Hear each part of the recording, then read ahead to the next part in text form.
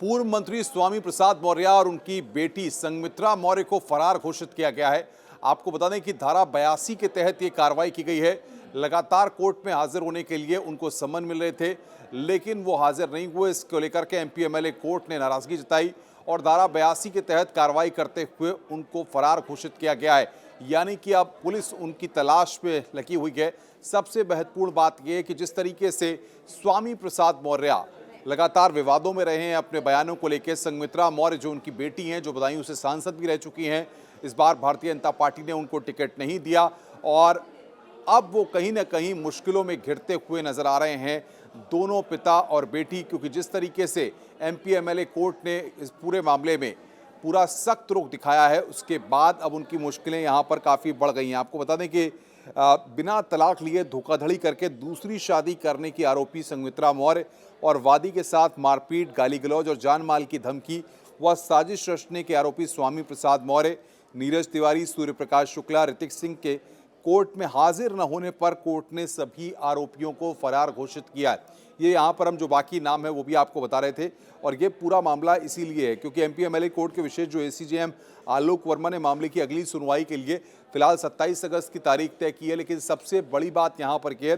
कि कोर्ट ने अपने आदेश में इस बात को कहा है कि आरोपी कोर्ट में हाजिर होने से बच रहे हैं। यानी कि कई बार ये कहा गया कि आप कोर्ट में हाजिर होइए, लेकिन उसके बाद भी ना तो स्वामी प्रसाद मौर्य कोर्ट में हाजिर हुए और न ही संघमित्रा मौर्य कोर्ट में हाजिर हुई। लिहाजा उनके खिलाफ धारा 82 की ये कार्रवाई की गई।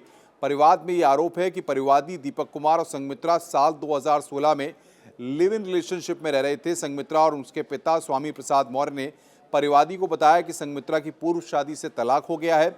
लिहाजा परिवादी ने 3 जनवरी 2019 को संघमित्रा से उसके घर पर शादी कर ली। संघमित्रा ने 2019 का जो चुनाव में शपथ पत्र देकर खुद को अविवाहित बताया, जबकि बाद में वादी को पता चला कि संघमित्रा का मई 2021 में तलाक हुआ था। आगे कहा गया है कि जब वादी ने साल 2021 में विधि विधान से विवाह करने के लिए कहा तो आरोपी स्वामी प्रसाद मौर्य ने वादी के ऊपर कई बार विभिन्न स्थानों पर अन्य आरोपियों से जानलेवा हमला कराया। तो ये पूरा मामला इसलिए भी अब लगातार तूल पकड़ रहा है क्योंकि एमपी एमएलए कोर्ट ने इस पूरे मामले में स्वामी प्रसाद मौर्य, संघमित्रा मौर्य और बाकी जो लोग हैं उनके हाजिर न होने पर उनको फरार घोषित कर दिया है और अब यूपी पुलिस उनकी तलाश कर रही है।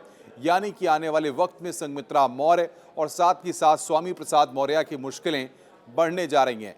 सबसे महत्वपूर्ण बात यह है कि अगर हम देखें स्वामी प्रसाद मौर्य के पॉलिटिकल करियर को देखें और संघमित्रा मौर्य के पॉलिटिकल करियर को देखें तो स्वामी प्रसाद मौर्य ने भारतीय जनता पार्टी छोड़ने के बाद से लगातार ये कहा जाए कि वो तमाम विवादों में घिरते रहे हैं, चाहे उनके जो बयान सामने आते रहे हैं, चाहे धार्मिक मुद्दों को लेकर के जिस तरीके की विवादास्पद टिप्पणियां उनके द्वारा की जाती रही हैं, ये सारे ऐसे मुद्दे हैं। और उसके बाद संघमित्रा मौर्य को भारतीय जनता पार्टी ने बदायूं के सियासी दंगल में लोकसभा चुनाव में इस बार टिकट नहीं दिया क्योंकि जिस तरीके से इस बार दुर्गेश सिंह शाक्य को वहां से भारतीय जनता पार्टी ने प्रत्याशी बनाया था, भले ही वो इस चुनावी दंगल में 2024 की जीत नहीं पाए।